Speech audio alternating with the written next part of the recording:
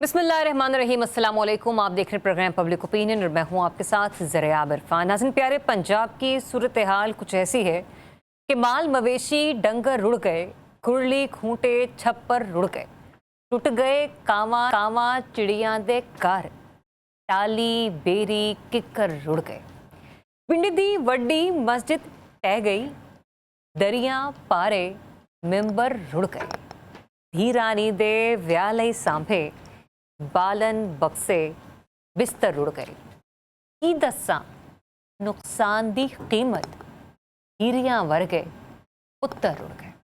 तो ये हालात हैं। शदीद बारिशों और दरियाओं में तुग़यानी ने पंजाब को एक बार फिर तबाही की लपेट में ले लिया है। लाखों अफराद बेघर और खेत खलियान उजड़ चुके हैं, मगर हुकूमत की कारकर्दगी सवालिया निशान बनी हुई है।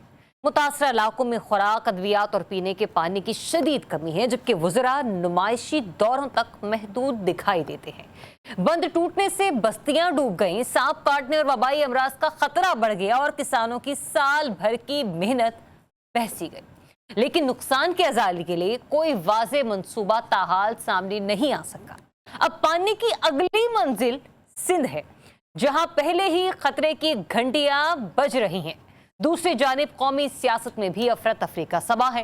कायमा कमेटियों से इस्तीफों के बाद सवाल उठ ये रहा है कि क्या डिस्ट्रप्शन हिकमत अमली है ये, या फिर सियासी कमजोरी इसे माना जाए।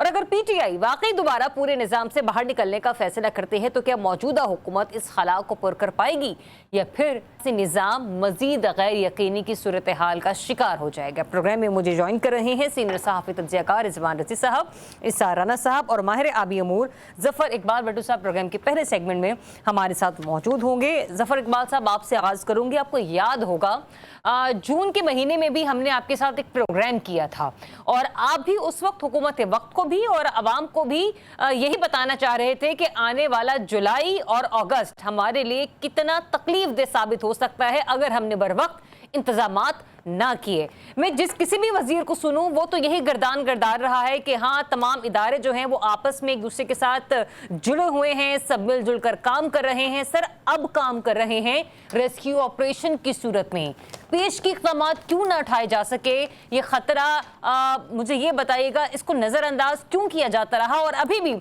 पंजाब और यहाँ से बहने वाला पानी जो कि सिंध के इलाकों में दाखिल होने जा रहा है अगले 72 घंटों के अंदर अंदर, सर उसकी सूरत हाल आप किस तरह से जो है वो देख रहे हैं?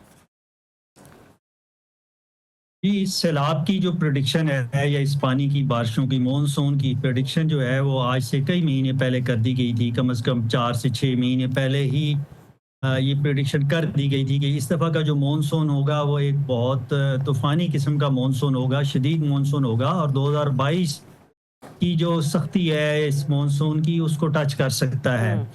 और ये भी बता दिया गया था कि इस दफ़ा इस मॉनसून का जो रुख है वो पंजाब की तरफ होगा और केपी की तरफ होगा।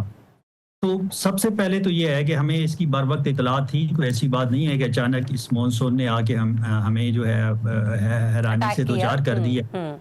अब इसके लिए ये है कि हमारी प्लानिंग क्या थी और हमारी तैयारी क्या थी, ये बहुत बड़ा सवाल है। प्लानिंग तो मेरे ख्याल से ज़फ़र इकबाल साहब हम सबके सामने है। अगर हमने कर रखी होती तो इस हद तक हम नुकसान से मुतासर ना होते।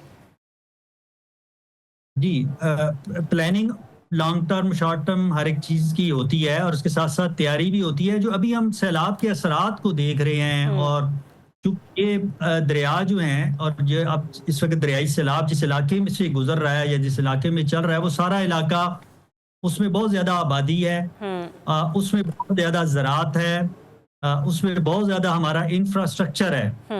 तो ये सारी चीज़ें जो हैं एट स्टेक हैं और तैयारी से जो मुराद यही थी कि जिस तरह अभी पानी की बात हो रही है कि जो फौरी ज़रूरत है इस वक्त सैलाब से मुतासरीन जो जिन इलाकों में बैठे हुए हैं वहाँ पे साफ पानी की है, दवाइयों की है, बिल्कुल ऐसा ही है, खाने की है। तो पानी वहां तक पहुंचाना मोबाइल तरीके से कोई इतना मुश्किल काम नहीं है, दवाएं पहुंचाना मोबाइल तरीके से कोई मुश्किल काम नहीं है। इवन सैलाब में जो लोग घिरे हुए हैं आजकल तो जदीद टेक्नोलॉजी है, ड्रोन आ गए हैं, ज़रूरी नहीं आप कश्तियां लेके जाएं। तो ये सारी तैयारी के ही काम थे जो कि पिछले 4-5 महीनों में करके, और दरियाओं का और फ्लड जोन्स का तो हमें ऑलरेडी अंदाज़ा है तो हम बेहतर तैयार होते तो हम बेहतर रिस्पांस कर सकते थे। एक बात है कि चले हमारा जो जानी नुकसान है अल्हम्दुलिल्लाह वो बहुत कम है, और जो हादसाती तौर पे कुछ अमवात हुई हैं उससे बच के बहुत कुछ हमने जो है अपने आप को बचा लिया है। लेकिन इसके साथ साथ जो मवेशी हैं, जो लोगों के घर हैं, जो हमारे बिजनेसेस हैं, फसलें हैं, जैसे किसान जो है उनका तो दारोमदार ही सारा बिल्कुल फसल पे ऐसे ही होता जफर है, इकबाल भट्ट खत्म साहब, होगी और इमीडिएट अब पता नहीं इफेक्ट पर तो आने वाले हमने कितने सालों तक ये रिलीफ दोबारा के ऑपरेशन जो है उनको स्टार्ट कर दिया है, लेकिन ये जो पोस्ट फ्लड मेजर्स हैं वो लेना बहुत ज़रूरी है। और आगे पाकिस्तान और बिलखुसूस पंजाब के भी फिलहाल अगर मैं बात कर रही हूँ तो वो क्या क्या मेजर्स होने चाहिए। आप हमारे साथ ही रहिए, मैं वक्तन फ़वक्तन आपकी तरफ आती रहूँगी अपने सवालात को लेकर, ताकि हमारे जो दीगर तज्ज़ियाकार हैं मैं उनको भी इस गुफ्तगू में शामिल कर सकूँ। इसार राना साहब, आप मुझे सुन पा रहे हैं तो मुझे ये बताइएगा, अब तक इन गुज़िश्ता 3 रोज़ के अंदर अंदर पंजाब हुकूमत ने जो इक़दाम उठाए हैं, आप उनको काफ़ी समझते हैं कि ये बेहतर मेजर्स जो हैं वो लिए गए हैं? देखिए, इसमें सबसे ज़्यादा क्रेडिट तो उन 2 लोगों को जाता है जो इस शदीद सैलाब के अंदर भी मरियम साहिबा का वो बैनर पकड़ के खड़े हुए हाथ से, और जिससे हेडपम्प से पानी निकाल के लोगों को साफ पानी दिया जा रहा है। इससे आप हमारे माइंड सेट का अंदाज़ा कर लें। ये कोई सैलाब नहीं है, ये सैलाब लोगों की जिंदगियां बहा के ले गया है। आपने जो इंट्रो बोला है ना, वो अगर किसी के दिल में जरा सा भी इंसानियत है ना, तो इस इंट्रो सुनने के बाद तो उससे बोला भी नहीं जा सकता कि ये सैलाब नहीं था, ये क़यामत है। ये लोगों की जिंदगियां तबाह हो गई हैं। पता नहीं कब जाके उनके कोठे बनेंगे, कब जाके उनके गहने बनेंगे, कब जाके उनके घर के अंदर जो है ना अनाज इकट्ठा होगा। आप इस पे भी लगबाजियां कर रहे हैं यार। वो खुदा का खौफ करें यार। मैं नहीं सवाल कर रहा आपसे कि जब ये बात हमें 3 महीने पहले पता थी कि ये सब कुछ होना है, तो आप बाहर सैरे करने क्यों जा रहे थे? मैं नहीं करता सवाल, चलिए छोड़े, मैं इतनी मेरी औकात नहीं है। लेकिन मेरा सवाल ये है कि जिन लोगों की जिंदगियां तबाह हो गई, उनके ऊपर आप अगर जख्म पे उनके मरहम नहीं रख सकते, तो ये नमक भी ना छिड़के, इस तरह के ना करें। अच्छा, खुदा एक का चीज जो इसार राना साहब अभी थोड़ी हम लोग, हम वो मखलूक, अभी थोड़ी देर पहले भी मैं जब देख प्रोग्राम की तैयारी के दौरान हम कुछ चीज़ों को मॉनिटर कर रहे होते हैं साथ साथ कि क्या लेटेस्ट डेवलपमेंट आ रही है, तो अभी भी ब्रेकिंग चली कुछ देर पहले कि दरिया रावी के इतराफ से जो रहने वाले लोग हैं उनके इनखला के हवाले से हिदायत जो है वो जारी की जा रही हैं। मेरा से सादा सा सवाल ये है कि चले जो खुशहाल घराने हैं वो तो किसी महफूज मकामात पर मुंतकिल हो जाएंगे, लेकिन हमें ये भी मालूम है कि कुछ ऐसे लोग भी होते हैं कि जिनका पूरे लाहौर में कोई जानने पहचानने वाला नहीं होता। ये लोग कहाँ जाएंगे सर? मेरे तो ये समझ से बाहर है। क्या आपको नहीं लगता अब तक कोई ना कोई ऐसे इंतजाम हो जाने चाहिए थे कि वो लोग जो फिलफौर कहीं दूर दराज इलाकों तक ट्रैवल नहीं कर सकते, नहीं अपना इतना सामान बोरिया बिस्तर लेकर जा सकते, उनके लिए कोई रिलीफ कैंप लगा दिया जाता, किसी न किसी जगह को मुख्तस कर दिया जाता कि जो सैलाब मुतासरीन है, जो इफेक्टेड हैं, वो यहाँ पर आ सकते हैं अगर उनको फौरी तौर पर वहां से इनखला जारी करना भी है। रिलीफ के लिए ना वो बैनर नहीं मिल रहे, मेरे हाल प्रिंटिंग के लिए दे दिए हैं।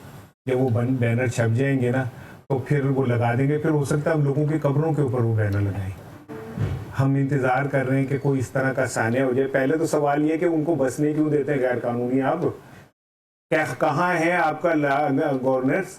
अगर आपको ये पता है कि ये सूरत हाल हर 5 साल बाद होनी है, जो कल रजी बता रहे थे, तो क्यों हम यहाँ पे इन्हें बसने दे रहे हैं? और फिर दूसरी बात यह कि रियासत की जिम्मेदारी है एक एक शहरी की जिंदगी की हिफाजत करना। ये लोग जो कीड़े मकोड़े पानियों में बह जाएंगे, जिनका सब कुछ बह जाएगा, ये हमसे सवाल कर रहे हैं, ये आईने पाकिस्तान से सवाल कर रहे हैं, आइन से पूछ रहे हैं कि तुम तो कह रहे हो कि हमारी पाकिस्तान के अंदर रहने वाला हर बंदा जो है उसकी हिफाजत की जिम्मेदार रियासत है, तो फिर हम क्यों बेआसरा मर रहे? हम जब मर रहे थे तो आप कह रहे थे मेरा जूता है जापानी या पतलून इंग्लिस्तानी, तो आपको तब क्यों नहीं ख्याल आया? और एक जुमला और सुन लेना, ख्वाजा आसिफ का एक ट्वीट देख रहा था जो केपी में जब आया, तो उन्होंने कहा ये इजाबे इलाही है, ये इनके करतूत है हुक्मरानों के जो सामने है। मैं अब ख्वाजा आसिफ से पूछ रहा हूँ, सियालकोट डूब गया, ये किसके करतूतों की वजह से डूबा है? किसकी वजह से इजाबे इलाही आ रहा है? अगर केपी में उस हुकूमत की वजह से इजाबे इलाही आया है, तो ये जो पंजाब में हो रहा है, ये किसके करतूतों की वजह से आ रहा है? ठीक है राना साहब, आपका सवाल आ गया ख्वाजा आसिफ साहब के लिए। देखें कि वो जवाब कब देते हैं, हमें सुनते भी हैं या हमें टाल देते हैं। लेकिन रिजवान रज़ी साहब, आज मरीम नवाज साहिबा ने चले इस बात की यकीन दहानी करवाई, हमारे पंजाबी बहन भाइयों को कि भी जो आपके नुकसानात का ज़ाला है, जो आपके मवेशी बह गए, उनके लिए पंजाब हुकूमत पूरी कोशिश करेगी कि आपके नुकसान की भरपाई की जाए। लेकिन सर मुझे ये बता दीजिएगा, क्या इतना काफ़ी होगा? और दूसरा ये भी कि हम तो अभी वो कर रहे हैं ना जो जिसको रेस्क्यू ऑपरेशन कहा जाता है, यानी कि पानी आने के बाद लोगों को मुश्किल से निकालना। सर जब मालूम था कि इतने बड़े क्लाइमेट चेंजेस हो रहे हैं और पाकिस्तान भी उसकी लपेट में है, और जैसे कि एनडीए में भी पहले भी बता चुका था, अतातार साहब कह रहे थे कि इदारों की कोऑर्डिनेशन बहुत अच्छी रही है। सर ये होती कोऑर्डिनेशन, ये तो 72 घंटे पहले कुछ ऐसे इंतजाम होने चाहिए थे ना कि कम से कम ये नुकसान भी ना हो पाता। देखिए, ये नुकसान बचाया नहीं जा सकता था। अच्छा। और पहले तो मैं एक बात कह दूं, मैं इस बात पे शदीद एहतजाज करता हूं कि मेरे भाई इसार राना ने अपने आप को इंसानों की साफ में से निकाल दिया है। इन्होंने कहा कि ये जो बात शायरी आपने पढ़ी है, इसके बाद तो कोई इंसान बोल भी नहीं सकता। तो फिर उसके बाद इन्होंने बोलना शुरू कर दिया। भाई आप हमें बहुत प्यारे हैं, आप जो है ना इस तरह की बातें ना किया करें। अच्छा, एक बात जो है, देखिए, एक होती है नेचुरल कैटेस्ट्रोफी, एक होती है मैन मेड कैटेस्ट्रोफी। ये मैन मेड है।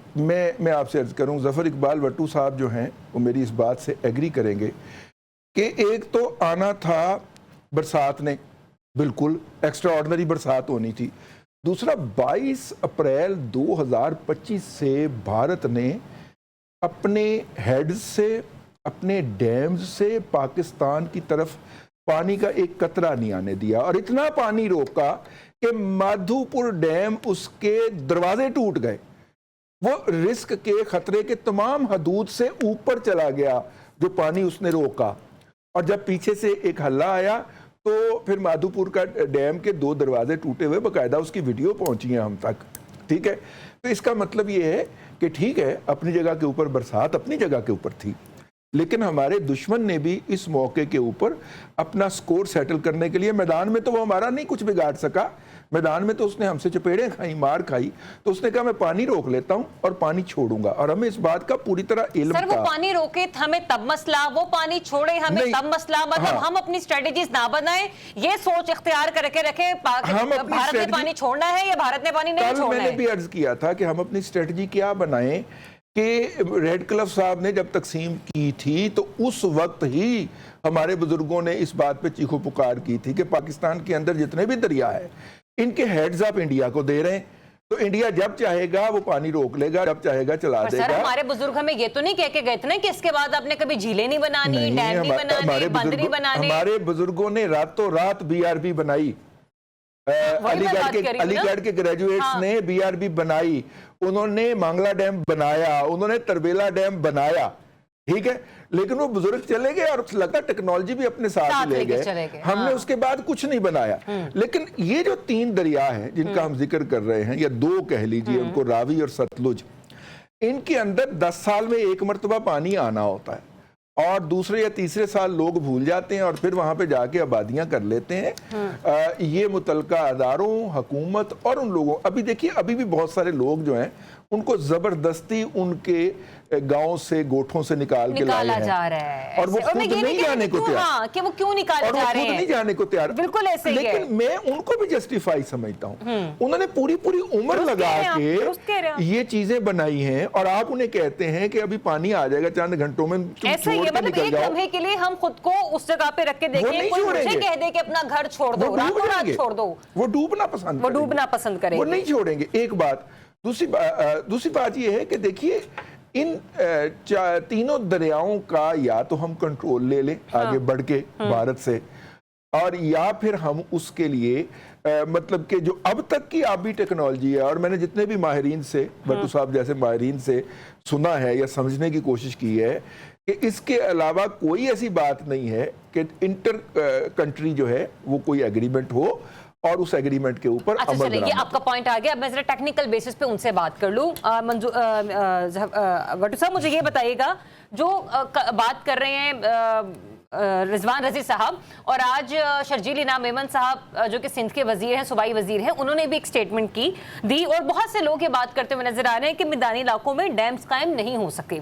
चलें जी, नहीं हो सकते, हमारे पास वसाइल नहीं, हमारे पास फंड्स नहीं, हमारे पास वो जोग्राफिकली लैंड मौजूद नहीं है सर, लेकिन झीलें बन सकती हैं, तालाब बन सकते हैं, रिजर्वॉयर्स बन सकते हैं, नाले बनाए जा सकते हैं, दरियाई नहरें निकाली जा सकती हैं, कि हम ये भी नहीं कर सकते? जी, थोड़ा सा मुझे आपकी आवाज़ समझ नहीं आ रही थी, लेकिन ये बात दुरुस्त है कि मैदानी इलाकों की जो दरिया हैं उनके ऊपर डैम नहीं बनाए जा सकते, ठीक। लेकिन मैदानी इलाकों के जो दरिया हैं उनके पार्ट इतने चौड़े होते हैं कि उनकी चौड़ाई भी किलोमीटरों में होती है, और वो रिवर के कुदरत जो फ्लड प्लेन्स होते हैं, और उन फ्लड प्लेन्स के ऊपर जो है बहुत सा पानी, जैसे अगर एक रेला है मराला से तो पचना तक जाते हुए उसने पूरे किलोमीटरों के इलाके पे फैल के जाना है, और उस रास्ते में आने वाली जितनी भी डिप्रेशंस हैं, जितनी भी ऐसी जगह हैं, वहां पे उस पानी ने भरना है तो उसकी शिद्दत कम हो जाती है।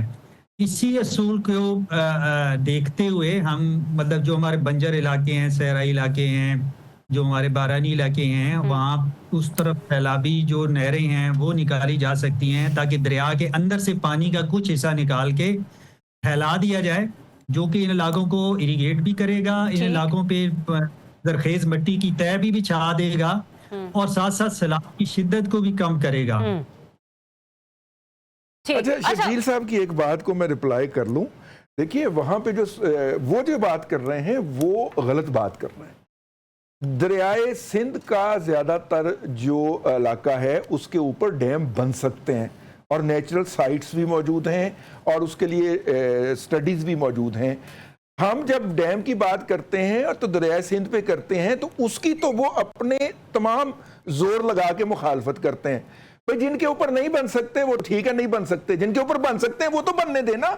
वो अपना सारा वो बुगस जो है वो सारा उसके अंदर कवर कर देते हैं। This is unfair, this is irresponsible statement. ठीक है, चलिए जरा आफ्टर इफेक्ट्स भी मैंने इसके डिस्कस करने, और उसके बाद आके मैं दोबारा से जफर इकबाल साहब आगाज करूंगी, क्योंकि इंडियन ऑक्युपाइड कश्मीर की तरफ बहुत ज्यादा बारिश हो रही है, और कहा यह जा रहा है कि वहां से जो आने वाला पानी है वो 72 घंटे बाद ट्रैवल करके पाकिस्तान की हदों को जो है वो छूना शुरू करेगा। वैसे में हमारी क्या स्ट्रेटेजी होनी चाहिए, और सिंध की तरफ भी जो पानी ट्रैवल करके जा रहा है, जो पंजाब का सैलाबी रेला है, ये किस कदर सिंध में तबाही मचा सकता है, ये मैंने आपसे डिस्कशन जरूर करनी है। दूसरा, जो अब हमारे पंजाब के इफेक्टिव एरिया हैं वहां पर इमीडिएट रिस्पांस और इमीडिएट इफेक्ट्स पर किस किस किस्म की इमदाद का पहुंचना फिलहाल जरूरी है, सिवाय चिप्स और ये जूस के डब्बों के, उसको भी डिस्कस करते हैं after the break. Stay tuned.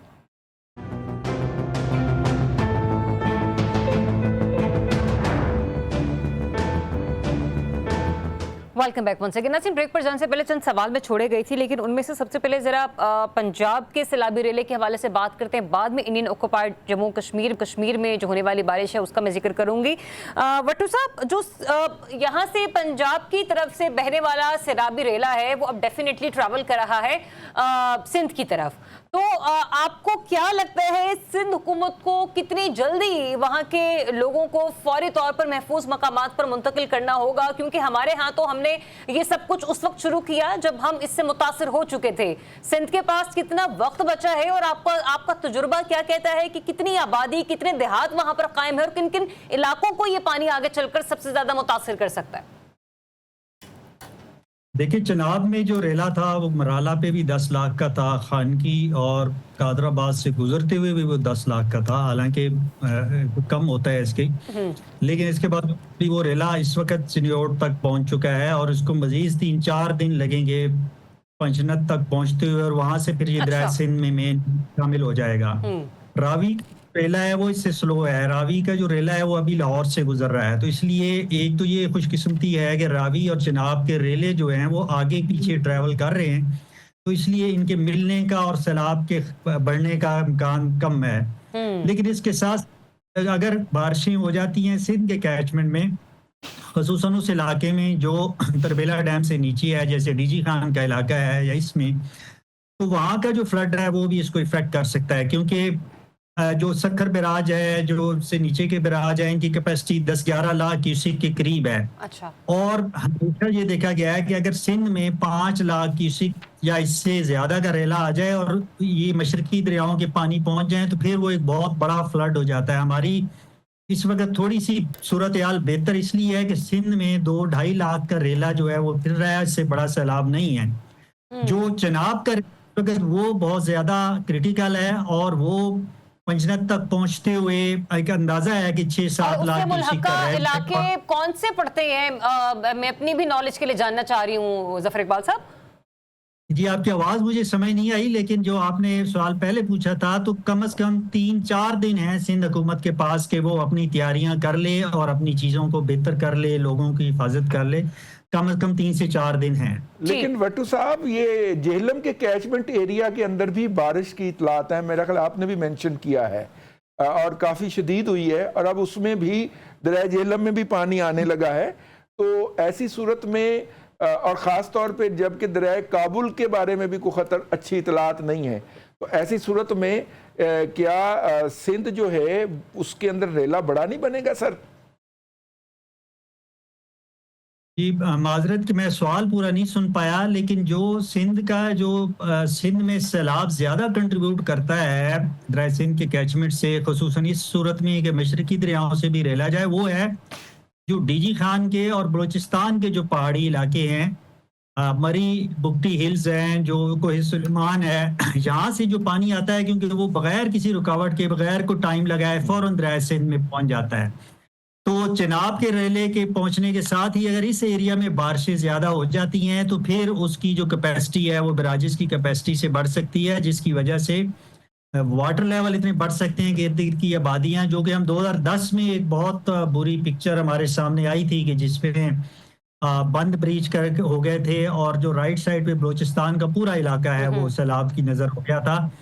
तो ये सूरत हाल क्रिटिकल उस वक्त हो सकती है कि अगर सिंध में भी कोई बारिशें उसके कैचमेंट में हो जाती हैं और वो सैलाब के जो चनाब का सैलाब है इसके साथ उनकी टाइमिंग जो है कोइंसाइड हो जाती है। ठीक है जफर इकबाल साहब, आप हमारे साथ ही रहेगा। रिजवान रज़ी साहब, एक थोड़ा सा डिफरेंट माइंडसेट भी मैं आपके साथ शेयर करना चाह रही हूँ। आपको अच्छी तरीके से मालूम है सर, हमारे यहाँ पर जो कुर्बानी के जानवर है ना, बदकिस्मती से ये मुआशरा जो है वो भी चुरा कर ले जाता है। इसमें ऐसे ऐसे लोग भी होते हैं। हमने देखा है कि इस सैलाबी रैले में किस हद तक लोगों के खेत खलियान तबाह हो गए हैं, लोगों के जो मवेशी हैं वो दूर कहीं जो है ना सैलाबी रैले में रहते हुए पहुंच गए हैं, और जाहिर सी बात है कहीं ना कहीं तो जाके वो ठहरे होंगे, रुके होंगे।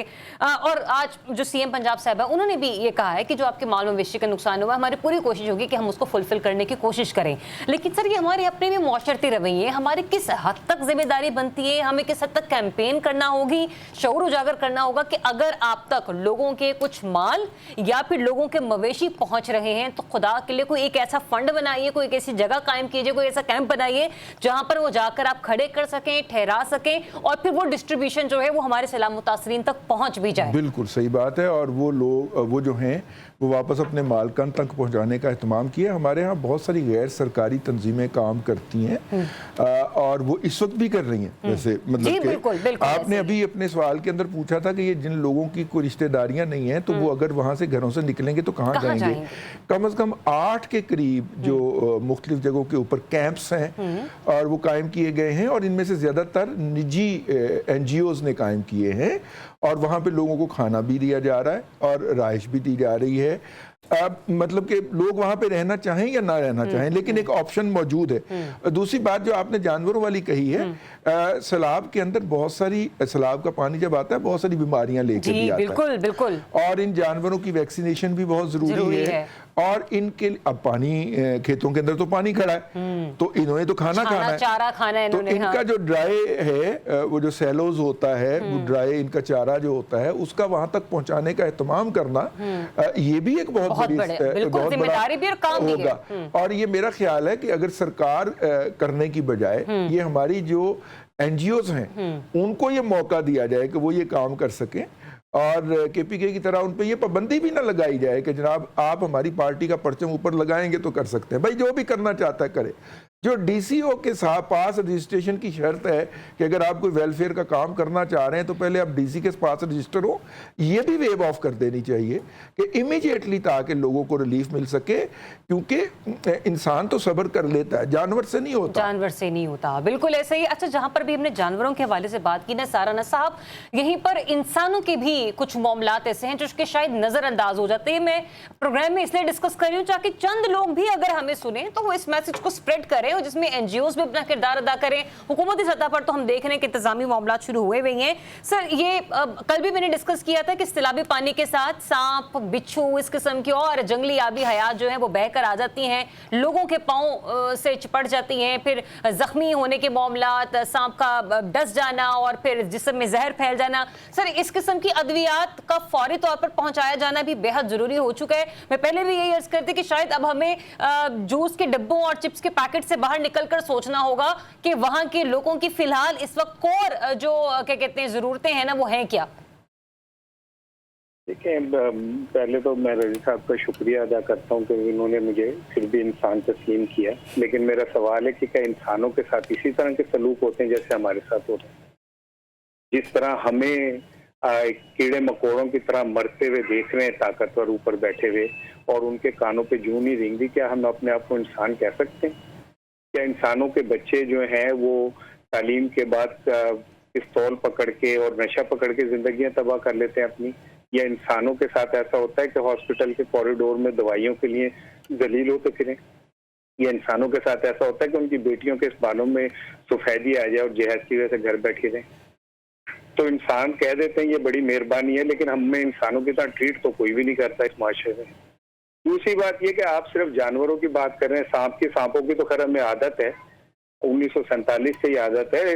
असल मसला ये कि जो इसमें खवातीन और बच्चे हैं उनके मसाइल बहुत डिफरेंट हैं। आप जी बिल्कुल, खवातीन के जो मसाइल हैं हम उसकी तरफ तवज्जो ही नहीं दे रहे। आप बेहतर इस बात को बिल्कुल दुरुस्त, आप सही बिल्कुल फरमा रहे हैं यहाँ पे साराना साहब कि हमें यहाँ पे भी देखना होगा कि कुछ हामला खवातीन भी हैं, कुछ खवातीन के अपने जो दीगर और मामलात होते हैं, मेंस्ट्रुअल साइकिल होता है, हमें उसकी तरफ भी देखना है। इस किस्म की एड्स का वहां तक पहुंचना बहुत जरूरी है और ये बात मैं बड़ा खुलकर कर रही हूँ क्योंकि मैं भी किसी की बहन हूँ, बेटी हूँ, बीवी हूँ और वहां पर जो खवातीन महसूर हैं या मुतासरीन हैं वो भी किसी की बेटी हैं, किसी की बहन है, माए हैं, उन्हें भी इन चीजों की इस वक्त जरूरत है। जी साराना साहब, मैं बिल्कुल, देखे ना आप, मैंने जो बात इशारे के नाये में कह रही थी आपने बहुत अच्छे तरीके से वो कन्वे कर दी। अब आपने नहीं कहनी, अब आपने नहीं कहनी, बस उन्होंने कह दिया, ठीक है। जी जी जी, हम आगे चल बिल्कुल पड़ते, ऐसे, हम आगे जी बिल्कुल ठीक है, बिल्कुल ठीक है। तो ये कि हमें इन तमाम अमूर की तरफ तवज्जो देनी चाहिए और ये बात बिल्कुल ठीक है। रजी की इस बात से मैं बिल्कुल मुत्तफिक हूँ कि हम देखते हैं हुकूमत की तरफ, हम अपनी मदद आप क्यों नहीं कर सकते? हम अपने भाई का हाथ खुद क्यों नहीं पकड़ सकते? क्या हम भूखे हैं, नंगे हैं? हम वो रावी के ऊपर जाके आमों की पेटियां लेके और कीमे वाले नान ले जाके पिकनिक मनाते हैं? हमें शर्म नहीं आती कि हमारे सामने परली तरफ लोग रोटी के लिए तरस रहे होते हैं? हम उन हुक्मरानों को तो बहुत बुरा कहते हैं। हमने कभी अपने गिरेबान में झांका है कि हम कितने जालिम लोग हैं? तो बिल्कुल सही बात है कि हमें हुक्मरानों से ज्यादा अपनी तरफ तवज्जो। आए निकले बाहर सारे पाकिस्तानी, मैं कहता हूँ ना कोई किसी के पास पूछे, एक रोटी किसी को पहुंचा दे जो अपने हिस्से की पहुंचा सकता है। हमें खुद अपने भाइयों के बहनों के साथ खड़ा होना पड़ेगा, उनके साथ आगे आना पड़ेगा।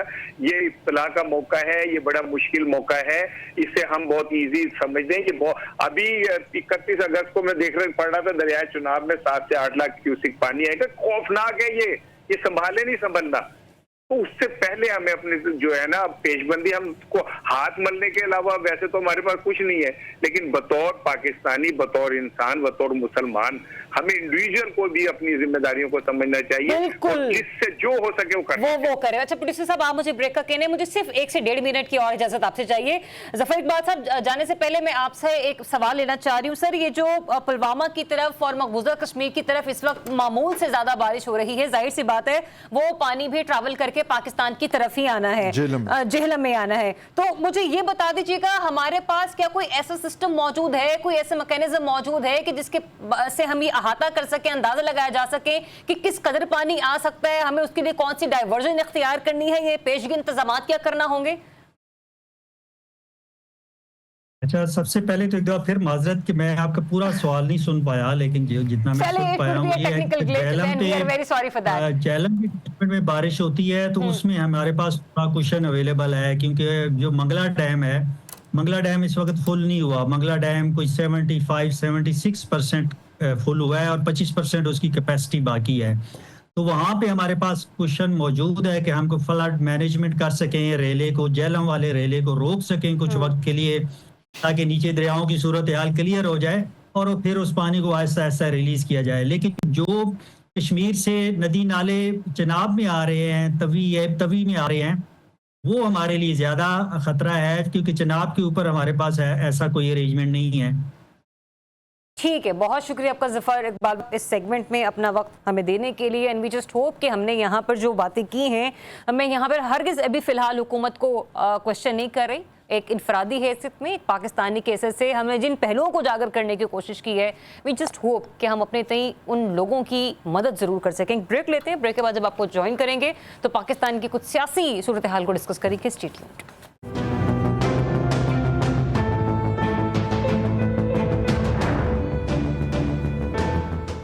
जी वेलकम बैक नाज़रीन। कुछ पाकिस्तान की सियासी सूरत हाल के हवाले से बात करते हैं, और अगर सियासत के हवाले से बात की जाए तो वैसे लगता है कि सिर्फ एक ही जमात है जो इस वक्त सियासत खेल रही है, वो है पाकिस्तान तहरीक इंसाफ। क्योंकि जो दीगर दो बड़ी अहम जमातें हैं पाकिस्तान की, वो तो इस वक्त इक़्तिदार के मज़े लूटने में मसरूफ़ हैं। और अगर ज़िमनी इलेक्शन का भी बॉयकॉट हो जाता है तो फिर बल्ले बल्ले, क्या ही कहने।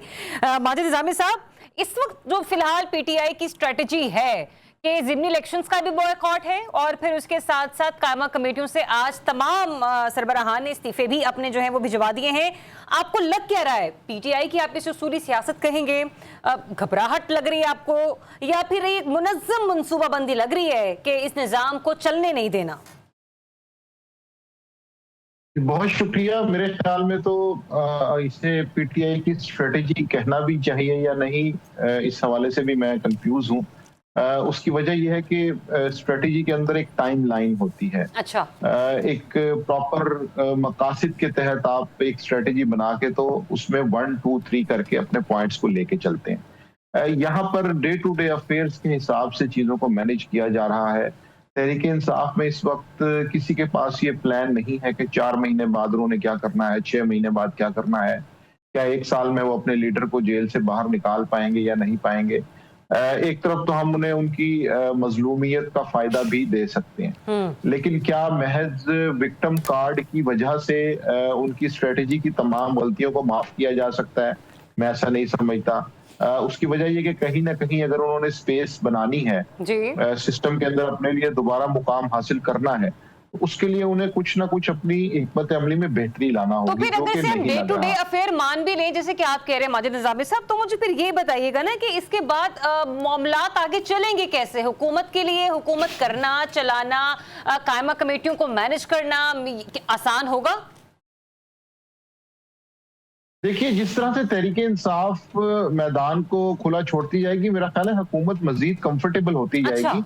और ये जिस मफरूजे के ऊपर तहरीक इंसाफ काम कर रही है कि शायद असम्बलियों से निकलने से, कमेटियों से निकलने से हुकूमत को वो प्रेशराइज कर लेंगे, मुझे इसके बिल्कुल ऑपोजिट लगता है। हमारे सामने 2 बड़ी मिसालें पंजाब असम्बली तोड़ने की मौजूद हैं, और उस वक्त जो एक टाइमलाइन बनाई गई थी वो यही थी कि पंजाब असम्बली और खैबर पख्तूनख्वा असम्बली से निकलेंगे, और उसके बाद ये होगा कि हुकूमत पे एक प्रेशर आएगा। उस वक्त आर्मी चीफ भी जनरल बाजवा थे, तो चीजें बदल जाएंगी। लेकिन अब ऐसा नहीं लगता, ना उस वक्त ऐसा हुआ, ना अब ऐसा होगा। और मेरा ख्याल है कि ये जब इस तरह की ऑप्शंस यूज करेंगे तो इनके पास मजीद मार्जिन कम होता जाएगा। नहीं, अच्छा चलिए मुझे ये बताएं ना, कायमा कमेटियों से इस्तीफे दे दिए, इसके बाद का पॉलिटिकल सिनेरियो आपको क्या नजर आता है? किसके पास जाएंगी फिर ये? PTI की, सॉरी, पीपल्स पार्टी, कौन सी जमात? मतलब समझ से बालतर है। नहीं, मेरा ख्याल है इसमें कायमा कमेटियां जो है वो तो आउट ऑफ डिस्कशन हो जाएंगी ना।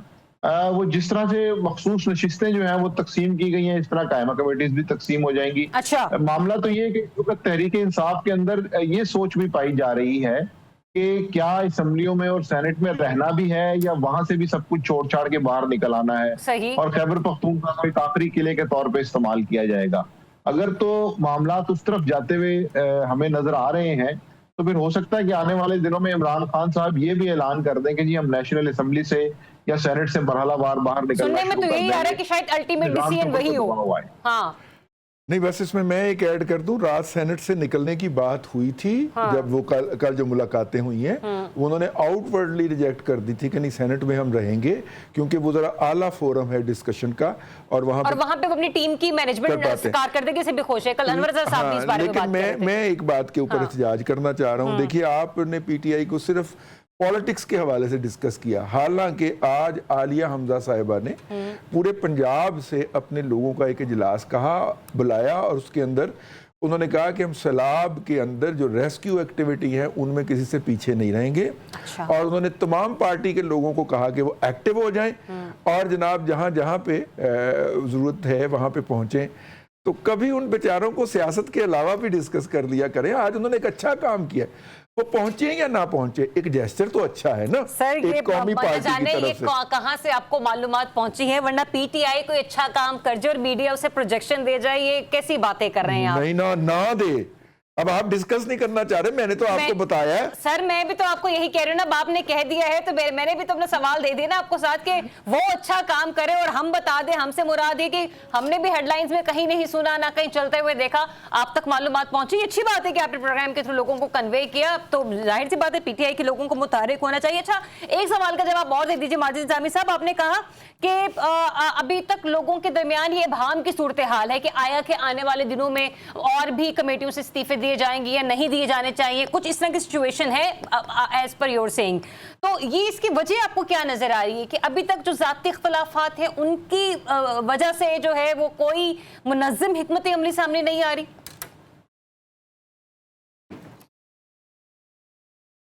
जी माजिद निजामी साहब, आपसे सवाल है मेरा।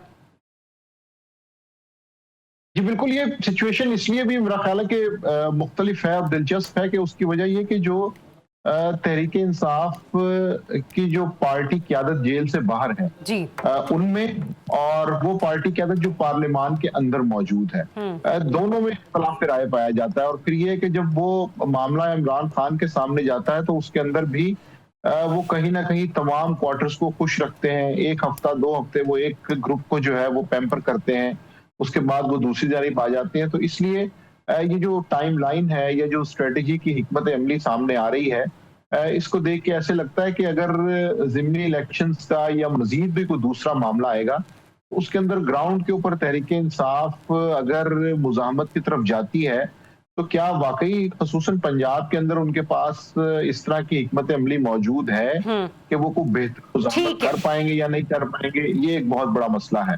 और इसीलिए बाई इलेक्शंस की जब हम बात करते हैं तो उसमें भी यही नजर आता है कि चूंकि ग्राउंड पे आपके पास वो फोर्स मौजूद नहीं है तो फेस सेविंग के लिए कहीं ना कहीं आप उस बाइकआउट को इस्तेमाल कर सकते हैं। ऑलराइट, तो रिसार राणा साहब, अगर इस फेस सेविंग के लिए बाइकआउट को इस्तेमाल किया जाना चाहिए और पीटीआई फिर दोबारा से पार्लिमानी सियासत को खैर बात कह देती है, आपको इसके बाद फिर निजाम चलता हुआ नजर आता है? नहीं, निजाम तो चलता रहेगा। निजाम तो अगर नवंबर में कहीं थोड़ा बहुत स्लिप नून लीग भी हो जाएगी तो निजाम को कोई फर्क नहीं पड़ेगा। तो क्या कहते हैं, जो हमारा अल्हम्दुलिल्लाह अगले 10 साल का प्लान है उसमें इंशाल्लाह पाकिस्तान जो है खुशहाली की तरफ जाएगा, तरक्की करेगा। तो ये अगर उस बस की कुछ सवारियां उतर भी जाए, चाहे वो पीटीआई वाले हों या फिर नून लीग वाले हों या कहीं कहीं पीपल्स पार्टी वाले हों, तो उससे कोई फर्क नहीं पड़ेगा। लेकिन एक बात मुझे बड़ी इस सारे मामले में बड़ी अच्छी लगी कि यार कहीं तो डेमोक्रेसी है, किसी एक जमात में इतनी डेमोक्रेसी तो है तो उनमें इख्तिलाफ राय होता है। वो कब्रिस्तान नहीं है, मुर्दे नहीं है जिनमें एक की पग उतार के बड़े भैया छोटे पे रख दें, छोटे भैया बड़े पे रख दें और सारे तालियां बजा रहे हो। कम से कम कहीं एक ऐसी जगह तो मौजूद है जिसमें इख्तिलाफ हो सकता है, जिसमें जमहूरियत नजर आती है। वो कहते हैं सियासी पार्टी नहीं मानती तो इमरान खान की बात तो भी रद्द हो जाती है। इतनी यूनिक मिसाल सब कॉन्टिनेंट में मुझे बहुत कम नजर आती है। तो सब कॉन्टिनेंट को छोड़े, हम सिर्फ पाकिस्तान की बात कर लेते हैं साराना साहब, पाकिस्तान में तो कहाँ ही नजर आती है भाई। बात यह है कि मैंने तो बात में से बात निकाली है ना, जैसे बारिश है तो रेन की वजह से आती है, इसी तरह क्या कहते हैं जब पाकिस्तान की बात होती है तो फिर सब कॉन्टिनेंट की भी हो जाती है। अच्छा, जब बारिश आती है तो ज्यादा पानी आता है और जब बारिश आती है वो रेन की वजह से आती है। दो मुख्तलिफ जो है ना ये कॉल बड़े मशहूर हो जाएंगे। लेकिन बहरहाल मैं ये समझता हूँ, मैंने भी मैट्रिक विद साइंस किया है, लेकिन मैं समझता हूँ कि हमारी तहकीकात अभी हमारे लीडरों से बहुत पीछे है। मैं उन्हें सलूट पेश करता हूँ कि इस तरह तो हमारे आइंस्टाइन नहीं पहुंच सका जैसे हम लोग पहुंच गए हैं, और हमने तो 1 मिनट में बारिश का हल भी बता दिया कि क्यों हो रहा है ये सारा। क्लाइमेट चेंज वाले तो पागल हैं, लेकिन बस एक जुमला सुन लें कि अगर कोई ये समझता है कि इन कमेटियों से निकलना कोई ये हमें फेस सेविंग है तो ये आपको आने वाले वक्त में बताएगा कि इमरान खान इस सिस्टम को मफलूज करेगा, चाहे उसकी कुछ नुकसान हो उसे जितना मर्जी, लेकिन वो कर देगा। वो ग्रेजुअली आहिस्ता आहिस्ता उसी तरफ जा रहे हैं। सही। अब मुझे ये बताइएगा रजीज साहब, कल मैं अतारा साहब के प्रोग्राम में सुन रही थी, वो ये कह रहे थे कि पीटीआई को अपने इन इस्तीफों वाले मामले पर नजरसानी करनी चाहिए, ठीक है।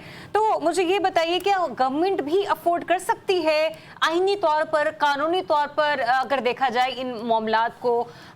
कब तक फिर दुनिया भी तो देख रही है ना कि पाकिस्तान के अंदर निज़ाम जो है वो किस तरीके से चल रहा है। चाहे फिर ज़िमनी इलेक्शंस को ही अगर हम देख लें कि पीटीआई वाले हैं नहीं तो दो जमातें इत्तेहाद करके भी इलेक्शन लड़ रही हैं। सब एक मैसेज हम लोग क्या कन्वे करेंगे? दो जमातें कोई इत्तेहाद नहीं कर रही। पीपल्स पार्टी 22 सीटों के ऊपर अपने कैंडिडेट उतार रही है, जहां पे उसके बहुत ज्यादा वोट हैं, जिनका बहुत ज्यादा फर्क पड़ जाएगा, 150-200 वोट है वहां पे, तो वहां से वो इलेक्शन नहीं लड़ रहे। सर पंजाब में तो हमें पता है पीपल्स पार्टी की क्या है क्रेडिबिलिटी। हाँ, तो इसलिए वो जिन हलकों में बहुत वीक है वहां से वो इलेक्शन नहीं लड़ रहे। जहां पे उनके 4 वोट हैं वो अपने आप को स्ट्रेंथ करने के लिए, जहां पे वो जीतने का भी इम्कान है 1-2 नशिस्तों के ऊपर उनका, वहां पे वो इलेक्शन लड़ने जा रहे हैं। एक तो बात ये हो गई।